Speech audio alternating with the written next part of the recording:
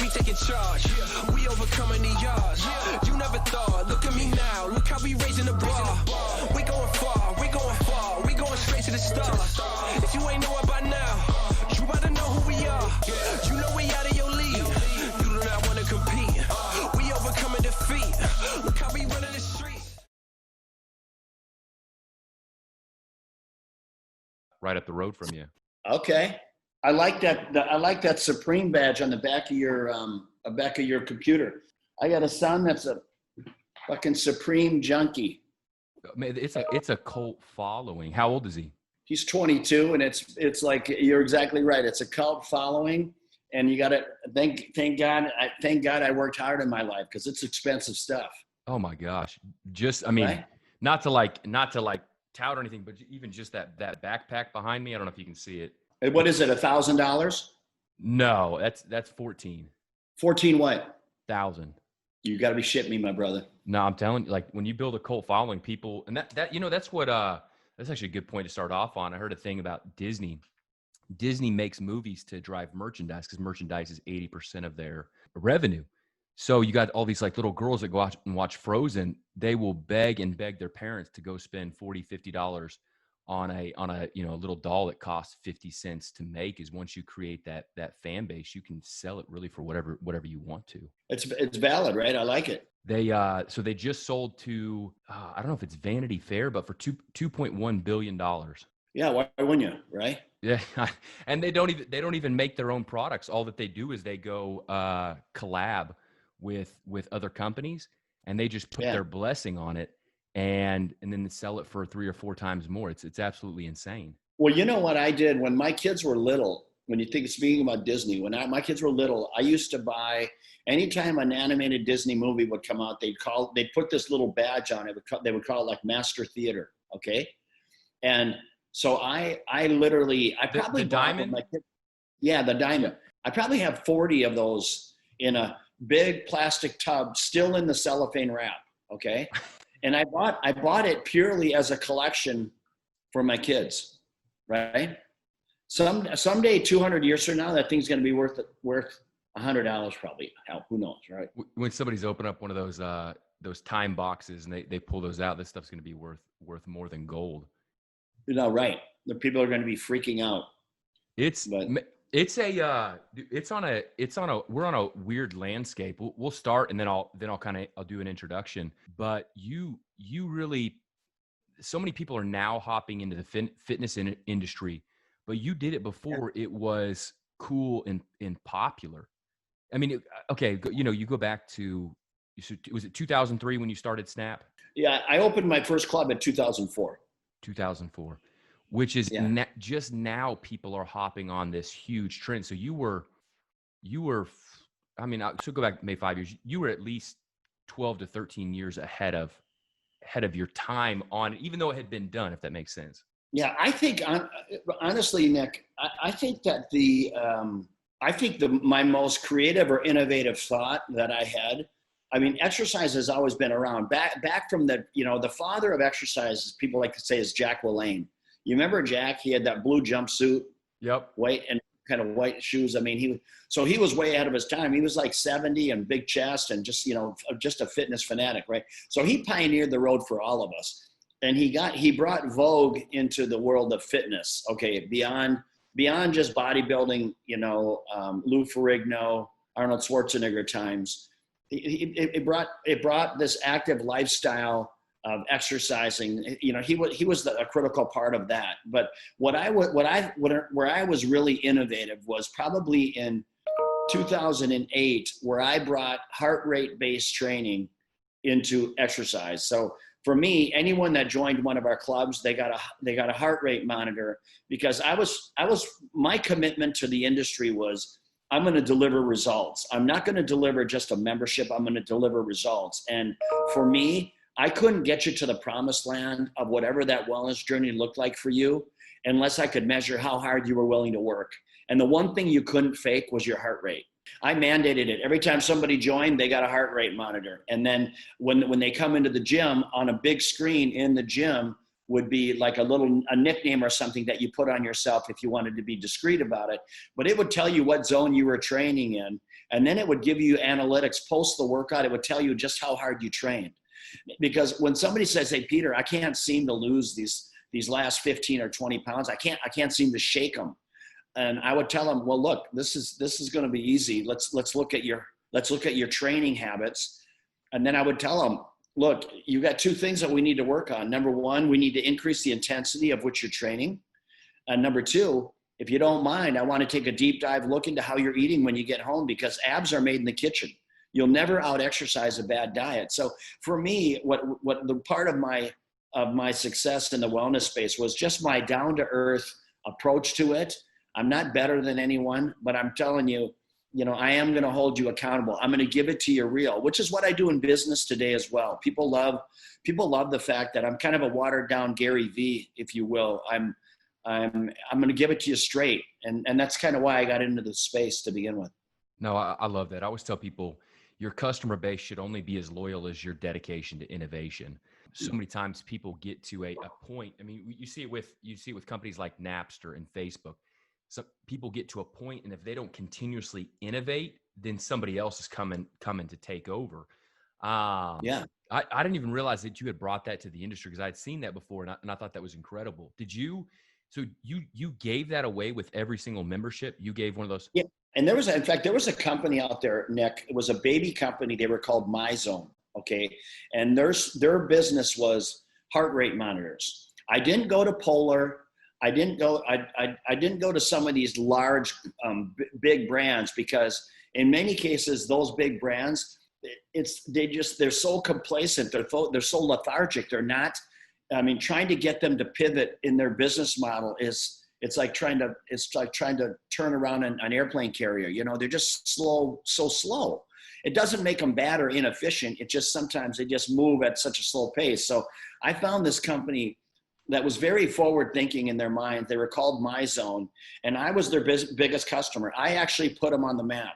In fact, I committed to $1 million of product for those guys, which gave them the cash flow to further develop the product.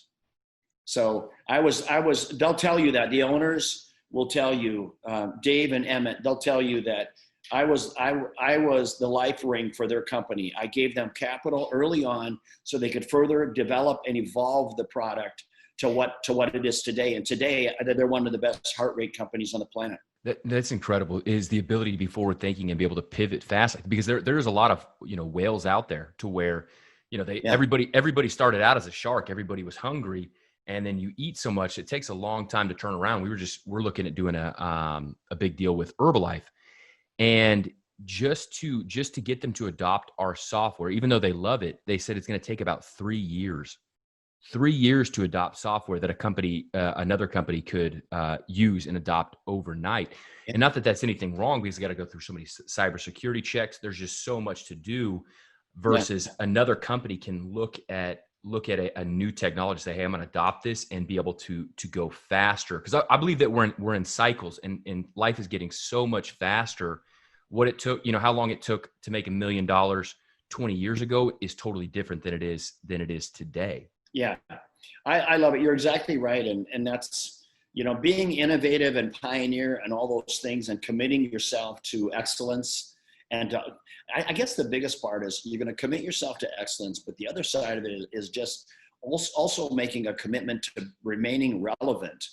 And in the health and wellness space, that is a mouthful, because the industry changes all the time, and there's so many unique personalities out there. And sometimes the industry might pivot a little bit towards a personality when there really is not sustainability in the direction that it's going. We see that happen periodically with different gadgets and exercise machines and whatnot. But at the end of the day, it's just a matter of staying relevant with the consumer's expectations. And they'll tell you when you're right, and they'll tell you when you're wrong. Yeah.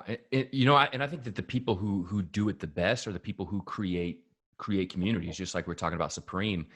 What I just looked at, Peloton's worth $8 billion. I never would have believed it. And I'm a very forward thinking person, to where a lot of times I have big ideas that, that other people don't see, but I didn't see it in Peloton to be worth $8 billion just by creating a community. It's like so many other people were doing it before. How many other companies made exercise bikes? Yeah. And you know what, to be honest with you, Nick, Peloton suffered for years. Okay. It took them a long time to get it right. All right. So, and I say this all the time, even in the gym space today, pick your health club. It doesn't matter. The industry today, it's not about heavier weights and faster treadmills.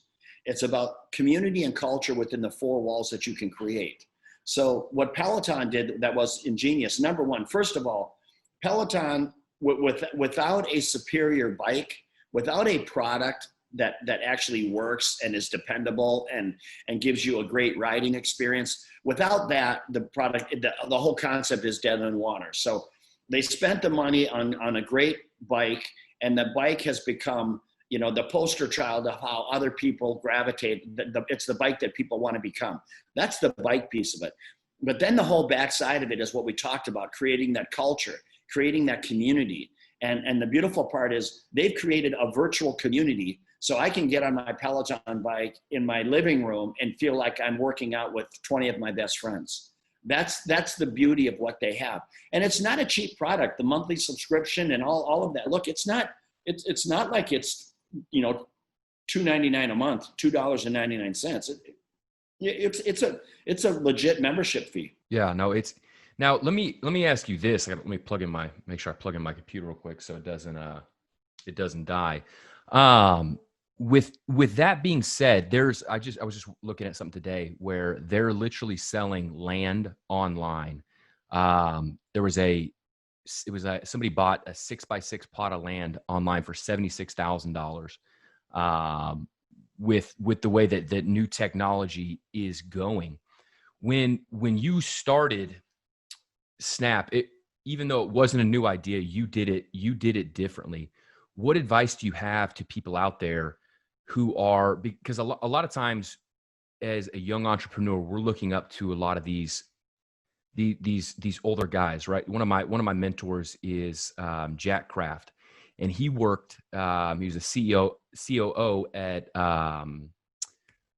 Leo Burnett, the big firm. Leo Burnett came up with the Marlboro Man, Toucan Sam, Snap, Crackle, and Pop, and so he's 86, and he gives me a lot of good wisdom, but he also doesn't understand the new age and the new technology of things that we're going in.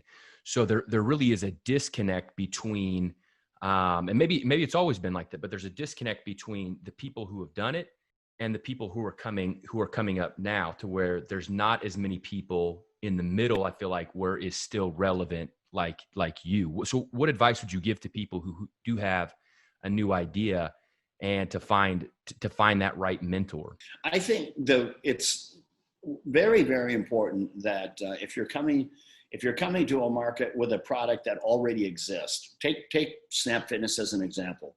There was no shortage of health clubs out there, and there was no shortage of 24-hour health clubs in the market space. So for me, I did not want to come into the market with just be another me too. I wanted to thin myself from the herd, which is a good thing in this context. I want to separate myself from the masses and say, look, here I am. I'm different, and here's why. So my battle cry in the marketplace when I launched my brand was, yes, I'm 24-hour. I needed to establish that so people knew that they weren't going to take a step back in the quality of their exercise experience. I said, look, I'm 24 hours. I'm going to have a great equipment in my facility. So lots of cardio, lots of strength, lots of selectorized equipment. That's a given. But the other components that I'm not going to have is I'm not going to tie you to a contract. That was my first thing. I said, I'm 24-hour. I've got great equipment.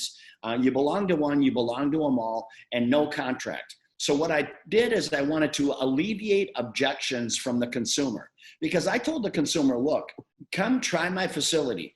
If I fail you, if I don't deliver on my promise to you, what's the worst thing can happen? And they sit and they ponder it. It's not a trick question. And then I answer it for them. I say, you just quit. And in many cases, when people walk into my doors, I tell them, look, here's a free 2-week pass. Come and try my facility for free. Give me the opportunity to earn your business, earn your trust. because I knew where I was in the marketplace. Most of the people that walked into my club, they already had a membership to someplace else. So I not only have to sell them on how great my product is, but I got to get them to quit the other club. Do you follow me? Yeah, So absolutely. the only way I could do that was by literally leading with my heart and saying, look, I'm going to work hard for you, and I'm committed to help you reach your wellness goals. And so as you sit back and look at all of your listeners, it's so important that if you're going to go to market, or if you're going to go to market and there's a lot of it already there, don't get discouraged about it. Just make sure that you take 2 steps back. You look at the entire competitive landscape and make sure you're going to market that carries everything that they have and more. Because what's going to earn you the business of the consumer is that they're not taking a step back in the quality or the customer experience. They're getting more value for their dollar. No, that's huge. And there's a couple pathways that I want to go down with that, because that's not something that you typically hear in business, which is what you just said. 'Cause a lot of times is how do we squeeze every single, dime out of the customer with giving the least amount. And I believe that the way that you do anything is the way that you do everything. So your success in Snap Fitness didn't matter. It doesn't matter what you do, as long as you took that same heart and that same motivation, you were going to have the exact same success. I mean, I read your story a little bit, going back to 8 years old, selling popcorn. Is that when you developed that mindset? Because you really are touching on some biblical principles of giving first, which is that's what my company's name, 638 Solutions, based off of given it shall be given unto you. Towards, hey, we're always going to lead with value first in giving them. When did you develop that? Selling popcorn for my father as a child was literally just my first experience of being what I felt was being in business. And I mean, at 8 years old, let's just be real. You're just trying to figure everything out. Everything is a new experience. You're just a sponge. The piece of it that was worthy is that sometimes being in business can be uncomfortable. And my father made sure that I experienced that level of uncomfortableness. I mean, you've probably heard this before, but I'll share very quickly. I remember one day my father, it's a Saturday, I'm selling popcorn like I did every week. And my father walks past my popcorn stand. He gets about 30 feet past me. He looks over his shoulder, he stops, he's looking right at me, and he walks back to me. Now, as an 8-year-old, I'm thinking, what did I do, right? Because I was a young, rambunctious kid, and he says, how are sales? And I tried to give him my 8-year-old dissertation, how sales were slow, and he stops me about 5 words into it, and he says, hey, son, it's slow because you've got to get out from behind that desk. You got to go get your business. You got to go make things happen. You can't watch things happen. And that mindset resonated with me, that you got to go make things happen. Those are powerful words if in fact you're listening. Now, the punchline here is at 8 years old, I was a very shy kid. So for me to get behind that counter and go and up to a complete stranger and pull on their shirt, because I'm just this little kid, pull on their shirt sleeve and say, would you like some popcorn? I just made it. It's really good. And I'm trying to give them my hard pitch, from a narrative of an 8-year-old. And, it probably was so stinking cute that they probably just felt compelled that they had to come back and give me a quarter to buy some popcorn, right? Hey, Yeah. look, whatever their reasoning was to follow me back to the popcorn stand, it didn't matter because the end result was what I was looking for. But what is equally as important here, it was very, very uncomfortable. Now, as I did it over time, it became a normal practice for me, okay? A normal practice. So that's the other part of it. Hey, look, business, it's not always easy. In fact, in most cases, it's difficult. You've got to overcome a lot of fear, but it's very rewarding if you can hang in there. No, you've either got reasons or you've got results. And, it's so funny how working out really is a lot like anything in life, to where, for a lot of times it is uncomfortable, but you can see how much dedication everybody has by, their results and how they look in the gym. It doesn't matter what excuses they said, or, I put in I've been working out a ton. Like you're going to be able to tell, from those results. And so many people, it's not that they fall in love with the outcome versus falling in love with the process.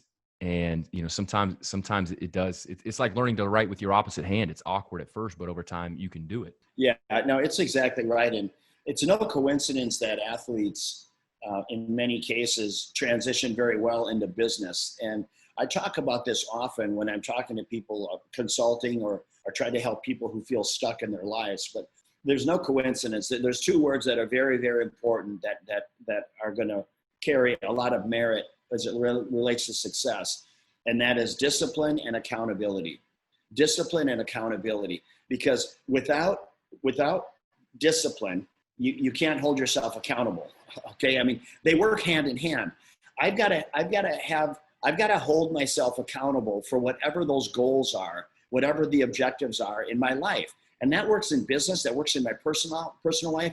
It's the context is, how do I want to show up every day? How do I want to show up in life for my employees, for my family, my friends, my business? And all of those things require discipline and accountability. Now, here's where it gets tricky. When you set out, and I always ask people, what is your goal? What does that North Star look like for you when you're setting that goal way out there? Because it's got to be out there. What is it? Is it money? Is it fame? Is it fortune? Whatever it is, identify what it is, and then create milestones along the way. Because without seeing progress, you become discouraged. Okay. However, when you see progress, it becomes motivating for you, right? So anyway, I tell people, put these benchmarks in place for yourself so you don't become discouraged and quit. But when you have those moments, when you compromise, another big word as it relates to success, you compromise from what you set out, that you were going to hold yourself accountable to. So essentially, you've lowered the bar of your expectations as to how you want to hold yourself accountable. Here's the slippery slope. Once you lower that bar, that now becomes the new threshold of where you're willing to compromise. And that'll carry through in your entire life, right? So it's important. You almost have to have this Navy SEAL mentality about discipline and accountability and what are your non-negotiables. Don't waver from your non-negotiables. Obviously, sometimes you have to, if we're talking about your health or your family. Hey, look, let's be reasonable about it. But not getting out of bed in the morning and doing your workout when that was one of your non-negotiables, that to me, that's gonna harbor a lot of problems down the road if you cave that easily. No, what it really does go back to is just the way that you do anything is the way that you do everything. Because if you're willing to lie to yourself, it's like, what else are you willing to lie about? And if it gets hard for something that you set out to do, well, in business, so maybe it's not working out. Maybe it's in business or something else. When it gets hard, so what are you gonna quit? Or are you gonna do what you said you were gonna do? Yeah, you're exactly right. When I'm consulting, one of the biggest challenges that I see in people that feel stuck, and it's so sad to me, but it's literally the image that people have of themselves and the attitude that they choose to wake up with, because attitude is the one thing that we control.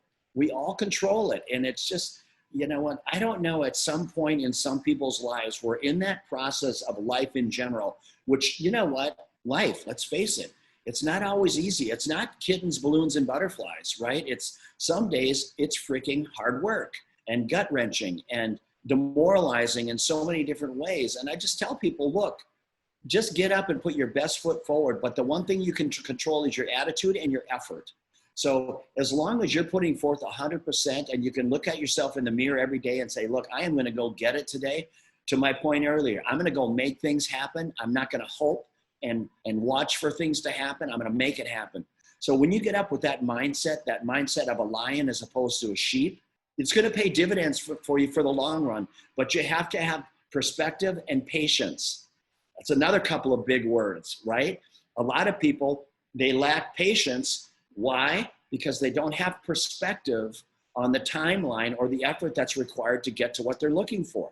Some people, they set these huge monumental goals in their lives, which are noble and I respect, but then they lack perspective. They think it should happen in a year or two, when I tell them, look, I'm living proof of it. I've been in the health and fitness space for 35 years. I chased my dream for 20 years before I started getting real traction. It really is an epidemic. I call them you ever watch Napoleon Dynamite? Yeah, yeah. I call them the Uncle Ricos of the world, to where they would be a superstar if coach would have just put me in. And what it does, it gives us the ability to always put the excuse and the blame on somebody else. And we've been doing it since like the beginning of time. You look at Adam and Eve, right? When God's like, "Hey, Adam, did you do this?" He's like, "Well, hey, listen, it wasn't me. It's the woman that you gave me." Putting the excuse on somebody else is, if we will take ownership for our lives, that I believe that's when it all changed. Where it's like, for me, it's like I refuse to concede to any other outcome besides that which I desire. And if Yeah. we would just, I wonder how much humanity would be different if Adam would have just been like, "Listen, God, like, I messed up. Like, I'm sorry. What can we do from here?" Versus putting the blame on somebody else, because I really do believe that we are created to be creators and that we really can define our own lives. But society, when we put our labels on ourselves, whether, somebody labels themselves as black, whether somebody labels themselves as white, LGBTQ, when you label yourself, there's also comes with, well, here's all the problems that come with this label, to where I'm not where I'm at because of all of these other issues, versus saying, it's like, hey, it doesn't matter what anybody else is doing in the world. I'm going to go out and create and shape my own destiny. But that comes with a lot of responsibility. You know what? What you just said there. There's a lot of gold in what you just said. And at the end of the day, when I'm speaking to people and they're trying to pivot in their life in general, and in many cases, I ask them, let's talk about your past. We can't change it, but I want to have context. Tell me context about your life, and don't leave anything out. Be vulnerable, be real, be raw. I want to hear about it. So we go through that process, and sometimes it's really heartfelt. It's really difficult for people, men and women, to own their past. But then, and here's where the magic starts. You get through that, and you're not harboring any ill will. So forgiveness. It's a big part of success moving forward. We've got to establish a new ground zero for people. So you establish a line and you say, look, that person in the past doesn't exist anymore. You have to own it, and you have to hold yourself accountable for what you did, but don't harbor any guilt. Anyone that you have ill will for, you need to go back, you need to apologize, you need to make amends. It's not that you're going to be best friends with them, but you need to get it off your shoulders so we can turn and pivot towards what the new you is going to look like. And there's going to be a lot of people who are going to be doubters. Don't worry about that, because there are certain things that you can't control, and that is other people's opinion of you. You know who you are within the pit of your soul. It's not who you were, it's who you intend to be moving forward. And it's not that you won't trip along the way, because we're all flawed, every one of us. But it's the intent. We intend to move forward on a good path. And what does that mean? We're going to hold ourselves accountable, and we're going to practice great leadership, which means anytime that I look to my left or right and I feel like I can give someone a leg up, I can give someone perspective and insight that's going to help better them without anything in return, now you're moving in the right direction. No, and it really is, at the end of it, it's what did you intend to do, right? If somebody kills somebody, if it was premeditated, you're going to get a lot longer in jail for premeditated intention versus something that's an accident. So it's like casual about life. You're going to become a casualty to where it's like, what are you intending to do? When people come to you with, when they want coaching and, hey, how do I solve this problem? How easy is it for you to look at their life and just say, hey, there's some simple fixes that if we just do this, it's all going to be better. But to them, it almost seems like insurmountable, like they can't even climb that mountain. Well, in most cases, I have to strip away what's holding them back. And that's the biggest part of it, because there are certain things, certain qualities that people have in their personality through an extended period of time of circumstances. And one is self-doubt. Okay, you can't move forward. You can't believe in yourself if every time you turn around, you're doubting yourself. You're doubting your abilities. So I always tell people, look, we need to get to a place where we are letting go of all of those less than feelings that we have for ourselves or others around us. It's like I mentioned earlier about attitude. Attitude is the one thing we control, and you can't get to the promised land of wherever it is you're looking to go without having some level of gratitude and grace for the life that you have in this moment. And you control it. It's so important. So obviously the image they have, and then from there we talk about confidence and I'm amazed at how many people have this fear of failure. And I tell people, look, honestly, if you're not failing, you're not trying hard enough. And what I mean by that is failure is where all the gold resides. That's where all the lessons of life or of the situation reside. So you have to be able to, you can't have this fear of failure because that'll kill every dream you have, because nobody wants to move into something. Nobody wants to move towards something with the intent of failing. Okay. No one likes that. And so you've got to work on your image. You've got to work on your confidence, and you got to have the courage to press forward. And then from there, it goes right back to what we spoke about earlier. You need to set up benchmarks. You need to have milestones. You need to have discipline, and you need to hold yourself accountable. If you don't have those components in your journey, it's not sustainable, because you're going to succumb to, when things get uncomfortable, you're going to succumb to the path of least resistance, which is do nothing. No, that's huge. And, and that's really what this whole podcast is about, is EgoLess, less ego. Towards our ego really does get in the way, because our fear of what people think. I've got a 17-month-old son and a now 2-month-old son. And so we take him to this jungle gym that's kind of like a little kid ninja warrior. And he's going in there, like, he's having so much fun. He's falling all over the place. He's smashing his face. He's tripping on everything. And he's making, if that was an adult, they'd be like, man, this guy's making a fool of himself. But all the parents kept saying, it's like, wow, he's so fearless. He's so fearless, towards he's going out there and he's falling. He's getting right back up and just keep running. At what point do you feel like we lose that? Because failure is the necessity for growth. At what point do we lose that as a growth mechanism in our lives? It's, you know what, I think you said it: ego, pride, embarrassment.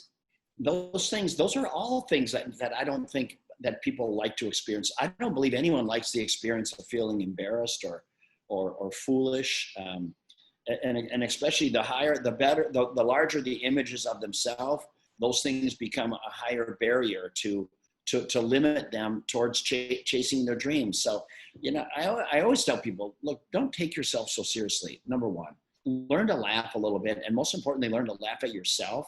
It's not that big a deal. Life isn't meant to be this huge burden, the weight of the world on your shoulders. That's not how God intended us to live. So number one, chill, go easy on yourself. Number two, don't be so prideful. Don't let your ego get in the way, because pride and ego is what gets in the way, and sometimes prompts you to say things that you don't actually mean, whether it be in your relationships, to employees.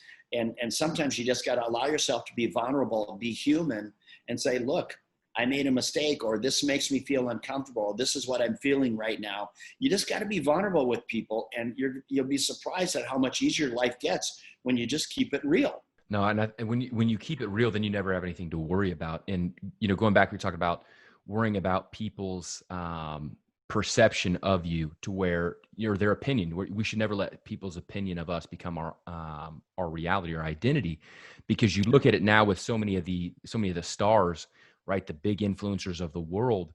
If they don't, because of the platform and their fame, if they don't have their political beliefs a certain way, or if they don't say things a certain way, a lot of times those people get that fame yanked away from them, to where they almost feel that it's people's opinion of them becomes a trap, to where it's like, we have all these romantic ideas. We romanticize all these, actors and movie stars, and we have this opinion about them, but that's not reality, to where I almost feel like for a lot of people, it almost becomes like chains, almost like keeping you down, because you have to act in this certain way, even though it's not who you really are. It's a slippery slope. I mean, for me, just the point that you're making just resonates. I mean, for me, I used to have this fear of public speaking, and the fear of public speaking for me was manifested within. I was my own worst enemy, because I felt like I've accomplished so much in my life on the business scale that when I get up to public speak, that people are expecting this amazing, I had a dream speech, you know what I mean? Yeah. Which is I put this expectation on myself that I got to give this flawless, you know, dissertation or note. And I've come to realize through people that are very, very good at public speaking, they say, look, you don't have to just, you know, you don't think that you got to get up there and give the flawless speech. Don't think about the words, just let it flow in your subconscious. And it's not that it's always going to be perfect, but it's going to be real, and it's going to be you. And it's your thoughts as you're up there talking. And that's what people want. So just by me changing my mindset, which is very, very important, it makes the public speaking experience so much more enjoyable for me, because I can just go up there and be myself. And it's not about me anymore. In fact, I always say I'm the least important person in the room when I'm public speaking, because my job or my goal is to share with you my life experiences to where you can take away some of that experience in a way that now gives you perspective in some situation that you may be in. No, that's huge. I mean, even to go, you know, because most of the times people will look up to a leader of an organization, so they've had success, and then it's almost like that we feel like that person has success in everything that they do, that everything is just easy. So to hear you be able to say that, to where it's like, hey, I struggled with this, even though I built this big company, it was a pivot to what really goes to show is that it doesn't matter how much money that we make. It matters that we're continuously growing. And when you get into something that's new, that's not a part of what you've been doing, it's going to be a learning curve. It's going to be awkward and at times uncomfortable. And for me, I didn't let that uncomfortableness. I could have easily said, I'm not going to do any speaking anymore. And honestly, I did a lot of speaking, and there were times that I was just literally unbelievably so nervous, just almost panic attack, just bad, right?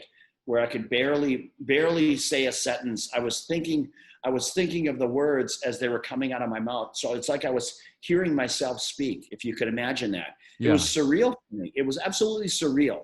It was the most unpleasant, nerve-wracking experience I would put myself through. And it was finally through time that a friend of mine just gave me a perspective on public speaking that just kind of settled that emotion down for me, to say, look, it's not about me at all. It's really about just conveying a message to people, sharing a story that hopefully helps them gain perspective. That's huge to see that just one, like nothing changed, right? The exact same, it's the audience, same speech, nothing changed except the perception of yourself there is like really, the human mind really is amazing, because everything does stem off of how you perceive it. And so did you, I don't know if I couldn't tell if you sold or if you had retired from Snap Fitness. Was it 2 years ago? Yeah, what I've done, so I started the company 15 years ago. And this is an important lesson as for any of your entrepreneur listeners out there. I talk about it often. A lot of times people come to me, they're building a company, and I help them strategize on what does their exit look like. So for me, I started the company 15 years ago. 5 years into the company, I knew that I had a product that was working. It resonated with the public. So I knew I had lightning in a bottle. So I seized the moment. I doubled down in every chance that I could. And in 5 years, I built a company from an idea to a $100 million company.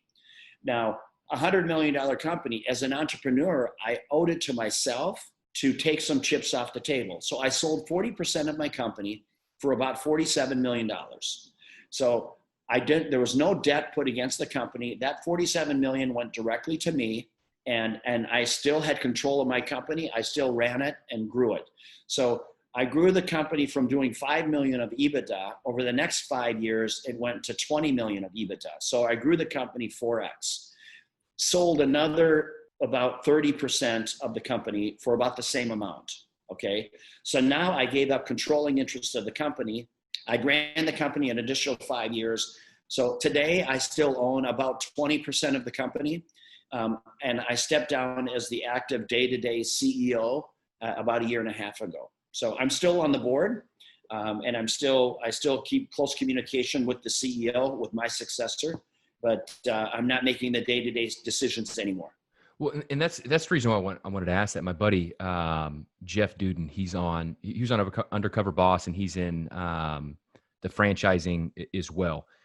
He sold his company about 2 years ago, but he's now entered this space as well, where it comes to, hey, what do you do after you sell something so big that's such a big part of your life? And I never believe in really what's next. I only believe in like what's now. So what is now for you? Because when you think about how much of that, I mean, it's almost like a relationship where you have so much of your life into a relationship, and then you no longer have it anymore.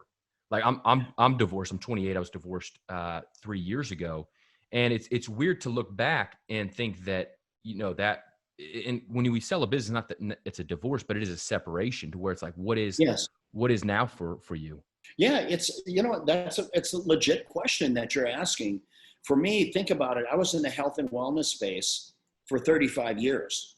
20 years was building another brand, and then 15 years I started Snap Fitness. So for what I had done my entire life, I essentially walked away from it. So on one sense, it felt like everyone was going to school and I was staying at home, because I was accustomed. My management and my leadership style was that I went to work every morning early and stayed late. So that was my style.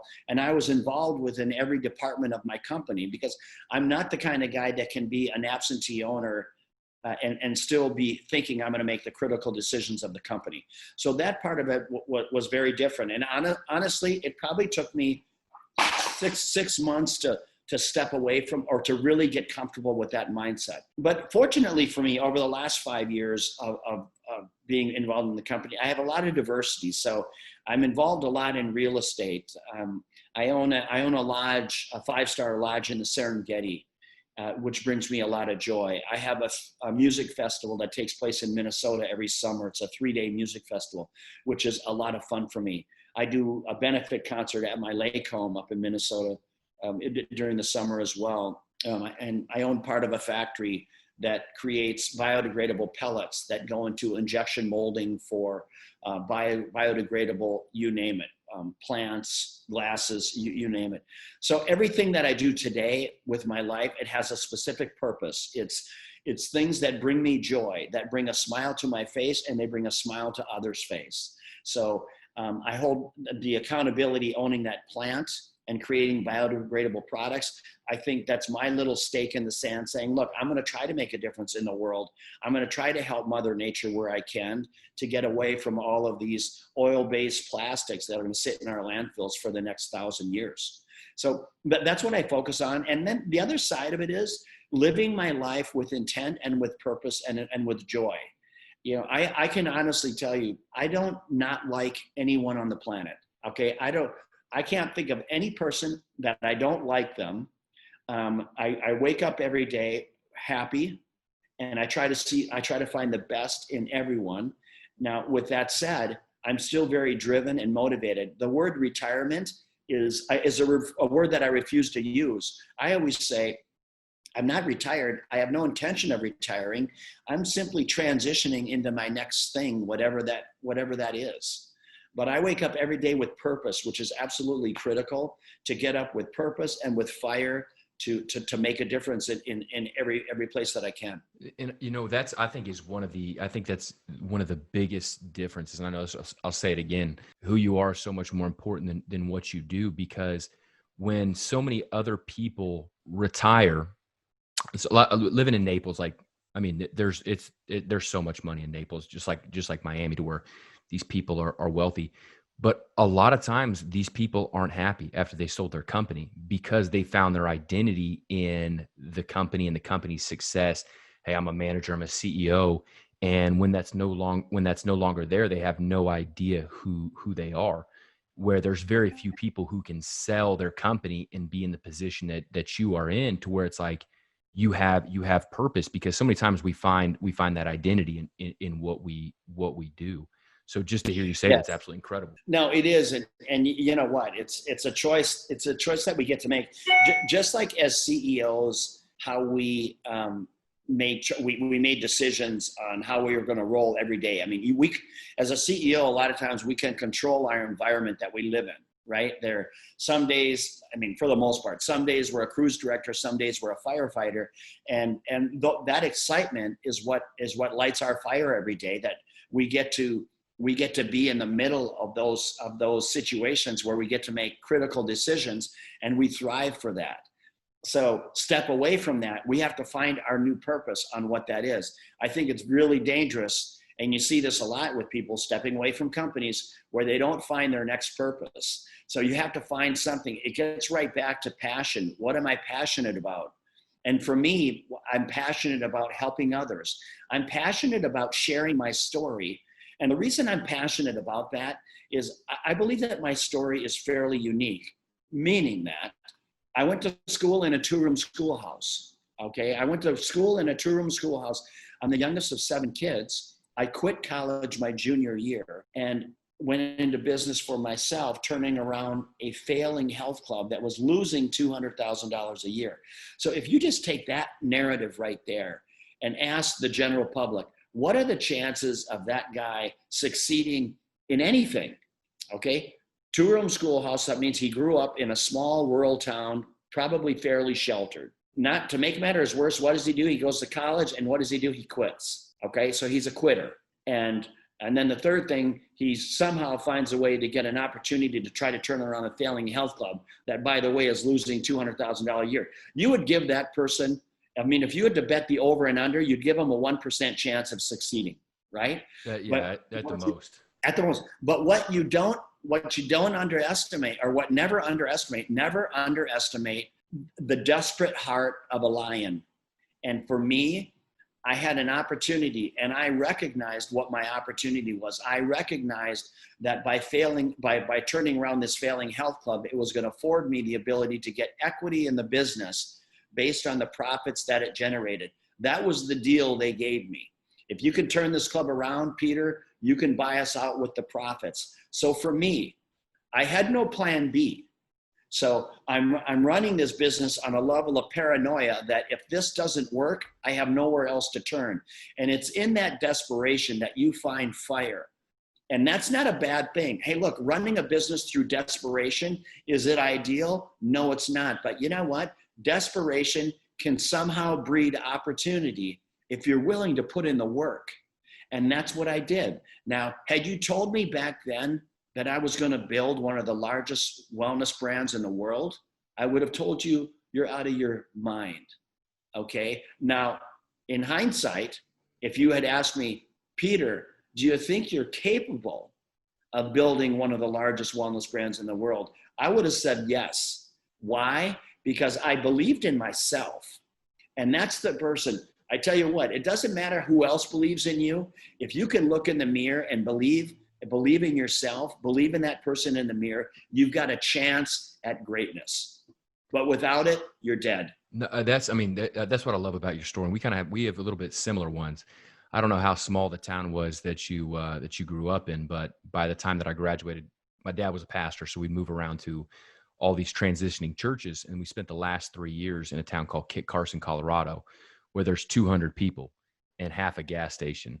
I always tell people I graduated top 3 in my class because there was only 3 people there. You know, hearing about your fitness story, because I was homeless at 20 years old, and I cleaned Planet Fitness at night from 10 o'clock at night to 5 o'clock in the morning. Cleaning Planet Fitness, able to sleep there and shower there. But my question to you is how old were those guys that owned the fitness club that you were at when you were 22? They were in their 50s. They were in their 50s. You know what I applaud those men for? I applaud those guys because they had a business that was failing, but it was part of our community. The community was about 14,000 people, set out in the middle of nowhere in Minnesota. And these guys, they knew that health club was contributed to our community that we lived in. So these 5 owners were willing to feed this thing. Literally every one of them, there was 5 of them, having to throw in $40,000 a year just to keep the lights on. And they did that for years. So I applaud them for being noble and having the courage and to It was a passion project. contribute to that business over a long. Most people would just said screw it and thrown in the towel and said we're done. But what I want to know is, because I mean, I always love people like that, where they keep it's a passion project, keep things going. But why did they give an opportunity to a 22-year-old kid? Because I think there's a lot of 22-year-old kids that don't feel like they are empowered, or they didn't go to college. But why did they give you that opportunity? So when I was 13 years old, I picked up a racquetball racket. This particular health club had racquetball courts in it. So when I was 13, prior to 13, I played football, baseball, basketball, the typical sports that kids played back then. But 13, I picked up a racquetball racket, and racquetball happened to have been a sport that for some reason, it was a natural fit for me. I can't explain why. And I always think, I've had divine intervention throughout my life so many times. And I think that was divine intervention because it put me in an environment to where I was playing racquetball. I was playing racquetball every day. And I did that for, I was almost 20 years. Now, after picking up a racket for the first time at 13, I became a touring pro by the time I was 18. So I accelerated in that sport very, very quickly. By being a sponsored pro, afforded me the ability to travel around the country and see a lot of different health clubs and how they were ran. So by spending so much time in that club and knowing that that club was failing and getting to know the owners, I was getting ready to move to Orlando, Florida, about 21 years old at the time. And I had breakfast with the owners of the club. And I just told the guys, look, because I was moving to Orlando and I didn't think that I would be coming back, even though it was my hometown. But I told the owners, look, I feel like I have to tell you this. The man that you have running this business, he's not the person that's going to turn this business around. I know that you're failing in the business, and I'm going to tell you why. Because you've got a manager, he's not engaged with the staff, he's not engaged with the membership base, he's not engaged with the community. He just takes no ownership. He takes no pride. And leadership starts at the top. So I'm just telling you, what you've been doing is not working. And if you keep doing the same thing, you're going to get the same result. So I just felt like I need to share that with you guys. And I was literally going to be getting from that breakfast, hopping in my car and driving to Orlando, Florida. And as I'm walking to the car, I turn over my shoulder and I say to the owners, hey, by the way, guys, if you ever want to turn this club around, give me a call. It was literally just like that.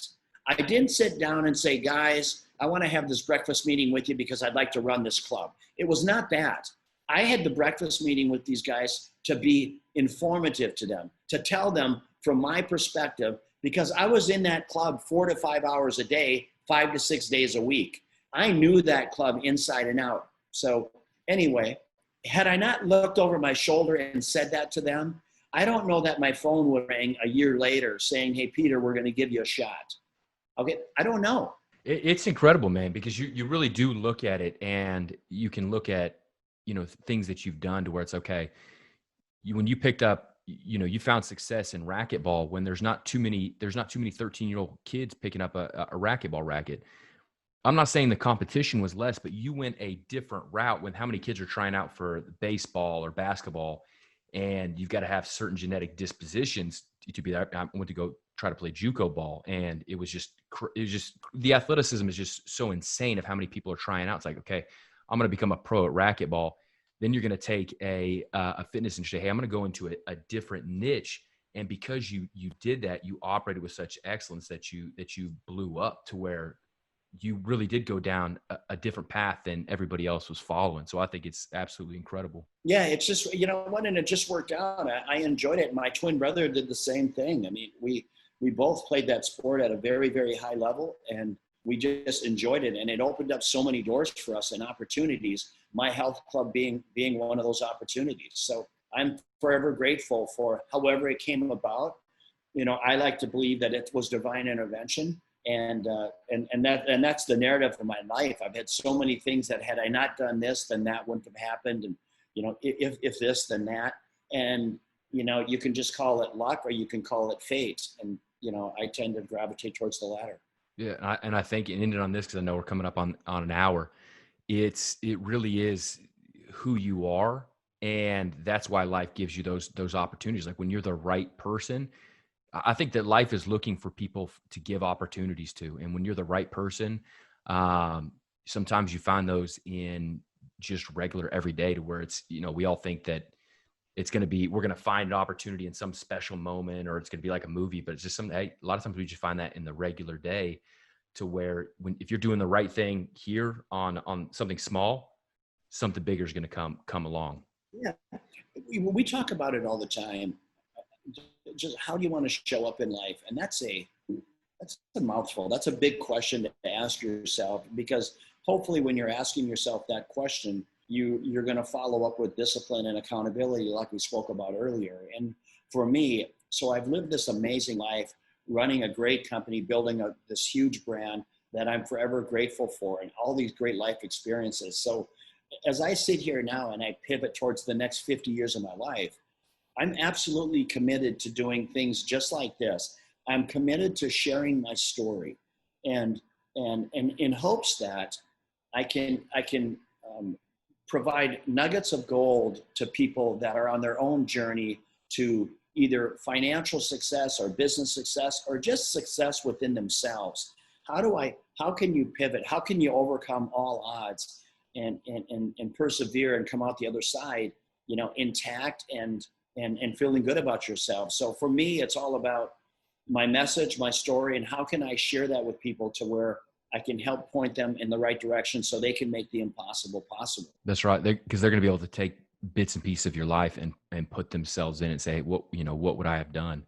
And, they can really take it and say, hey, if I just model what Peter did, you can get the exact same outcome. I always tell people, a lot of times when I'm on the treadmill, I don't feel like being on the treadmill, but I'm still burning those calories, whether I feel like it or not. It's the exact same calories. So the outcome is always the same. Yeah, it's exactly right. It's just, and I always say, I always love talking to people who have been down a path that I haven't been.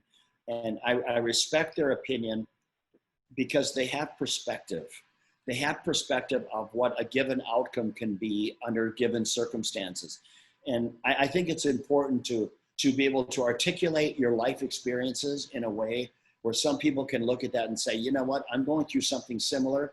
I need to take that information in and make sure that I'm cautious that what happened through his life doesn't happen to me. Because look, it's not that we need to be deathly afraid of adversity and difficult times, because that's part of winning, but just having the courage to understand that sometimes what we go through, it's a natural course of the process. And that's not always a bad thing. No, that's huge. Peter, I appreciate you, you being on here. I'll end it with that. I'll put all of your links